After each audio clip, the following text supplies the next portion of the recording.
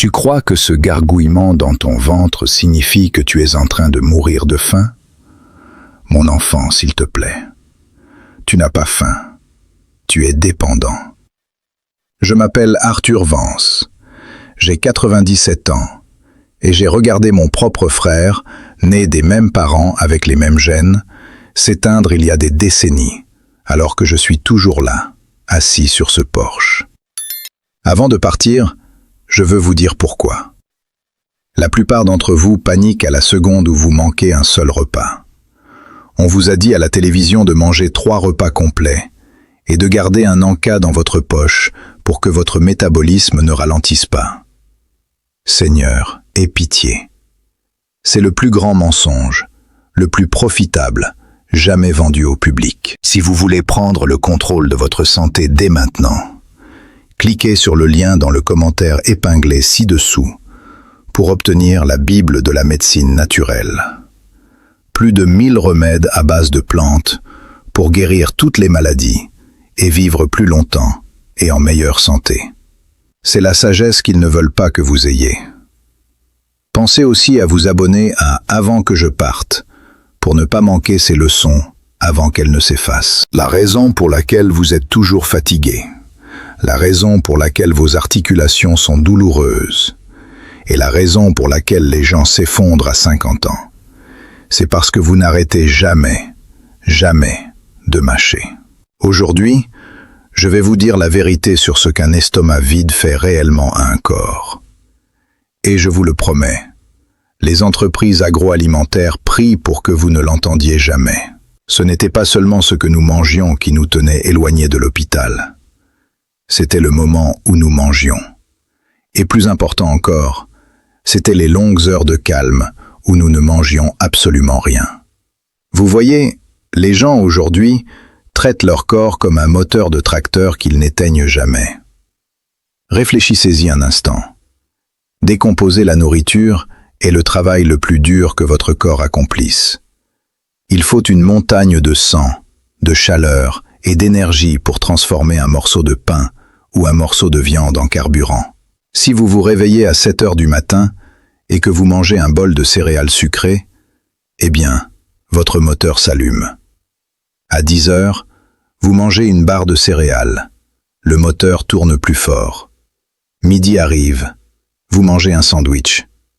15 heures. Vous avez besoin d'un café et d'une sucrerie. 19 heures. Un gros dîner pesant. 22 heures. Un bol de crème glacée devant la télévision. Votre moteur tourne 24 heures sur 24. Il ne refroidit jamais. Pensez à la chaleur qui s'accumule dans une machine qui ne s'arrête jamais. L'huile s'encrasse, les engrenages commencent à grincer et finissent par se gripper. Et tout comme une machine agricole, si vous n'éteignez jamais le moteur, il finira par griller. Il va rouiller de l'intérieur.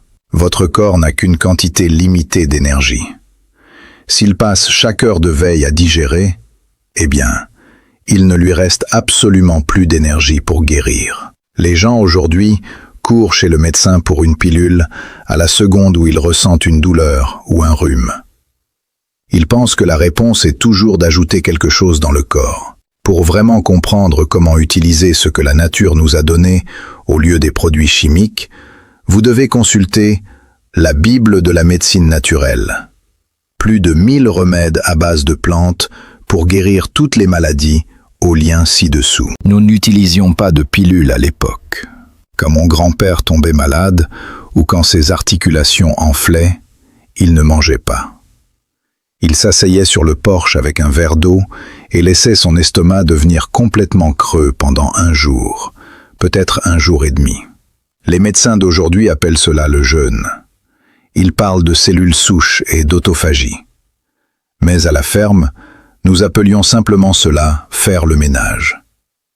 Quand votre estomac est complètement vide, quand vous arrêtez de vous empiffrer pendant 14, 16 ou peut-être même 36 heures, un miracle se produit.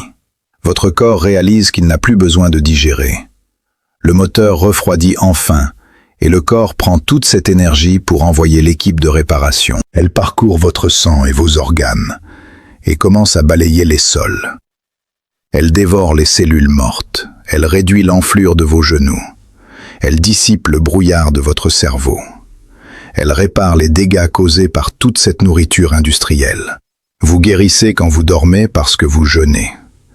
Mais au moment même où vous vous réveillez et versez du sirop sur vos pancakes, eh bien, vous licenciez l'équipe de réparation. Vous forcez votre corps à lâcher le balai et à se remettre immédiatement au travail de digestion. Imaginez que vous embauchiez une équipe pour réparer votre toit, mais que toutes les 5 minutes, vous les appeliez à la cuisine pour vous préparer un sandwich. Ce toit ne sera jamais réparé. C'est ce que vous faites à votre cœur, à votre foie et à votre cerveau, chaque fois que vous attrapez une barre de céréales saines à 10 heures du matin. Pendant la Grande Dépression, nous ne mangions pas 3 repas par jour. Si nous faisions 3 vrais repas par semaine, nous nous considérions comme bénis par le Tout-Puissant. Nous pensions que la pauvreté était une malédiction. Mais avec le recul, cette rareté était un bouclier. Elle nous protégeait. Nous n'avions pas de garde-manger rempli d'encas en boîte à piller à minuit. Nous mangions un repas copieux au milieu de la journée. Généralement du porc salé, des haricots et des légumes du jardin. Et ensuite, la cuisine était fermée. Et vous savez quoi? Nous étions forts. Nous travaillions du lever au coucher du soleil. Nous n'avions pas les cancers, les sucres et les cœurs qui lâchent à 50 ans comme on le voit aujourd'hui. Nous n'avions pas de brouillard mental ou de fatigue chronique. Nous avions la vie. Nous avions la vitalité. Maintenant, je sais ce que vous pensez. Vous êtes assis là à regarder votre téléphone en pensant « Mais Arthur, j'ai tellement faim. Si je rate le petit déjeuner, mes mains tremblent. J'ai mal à la tête. J'ai l'impression que je vais m'évanouir. » Mon chou, ce n'est pas de la faim. C'est une crise de manque de sucre. Votre corps est tellement dépendant des ordures transformées et de l'apport constant de glucides que lorsque vous les lui enlevez pendant seulement 4 heures, votre corps agit comme un enfant gâté qui fait une crise de colère dans un magasin. C'est un sevrage, pur et simple. La vraie faim est silencieuse. La vraie faim rend votre esprit vif comme une aiguille. Elle aiguise vos sens. Ces tremblements, cette faiblesse, c'est le poison qui quitte votre corps. Si vous pouvez simplement traverser cette matinée inconfortable, vous trouverez une énergie profonde et propre de l'autre côté que vous n'avez pas ressentie depuis votre enfance. Si vous voulez compléter cette énergie avec les bonnes herbes et plantes, n'oubliez pas de consulter la Bible de la médecine naturelle. Plus de 1000 remèdes à base de plantes pour guérir toutes les maladies dans les commentaires. La nature a un remède pour cette inflammation et cette dépendance, si vous êtes assez courageux pour chercher. Vous voulez savoir comment vivre une vie longue et forte? Arrêtez de manger comme un ouvrier d'usine. Je ne vous dis pas de vous affamer. Dieu a mis de la nourriture sur cette terre pour que nous en profitions. Mais vous devez respecter votre corps. Vous devez lui donner la paix. Les gens me demandent tout le temps, « Arthur, quel est le secret? Est-ce l'eau? Est-ce l'air? » Non, c'est le silence. Le silence dans l'estomac. Demain matin, quand vous vous réveillerez, n'allez pas dans la cuisine. Ne regardez même pas la boîte de céréales. Buvez un grand verre d'eau. Mettez-y une pincée de sel de mer si vous voulez. Prenez une bonne tasse de café noir bien fort. Pas de crème, pas de sucre, pas de bêtises. Allez vous promener. Prenez le soleil sur votre visage et le vent dans vos cheveux. Laissez votre estomac gronder un peu. Cela forge le caractère.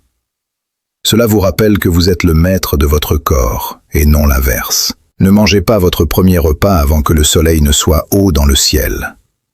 Et quand vous mangez, faites en sorte que ça compte. Mangez du bœuf. Mangez des œufs. Mangez les choses qui viennent de la terre et du soleil, pas d'une usine du Midwest. Et quand le soleil se couche, arrêtez de mâcher. Fermez la cuisine. Verrouillez le garde-manger s'il le faut. Ne restez pas devant la télévision à vous mettre des chips dans la bouche en regardant les informations. Donnez à votre corps 14, peut-être 16 heures de repos pur et ininterrompu. Laissez l'équipe de réparation faire son travail. Laissez-les nettoyer l'inflammation de vos artères. Laissez-les aiguiser votre esprit pendant que vous dormez. Si vous sentez une maladie profonde arriver, ou si vos articulations grincent comme une vieille porte rouillée, essayez de lui donner 36 heures. Juste de l'eau. Peut-être une infusion à base de plantes de la liste que vous trouverez dans le livre ci-dessous.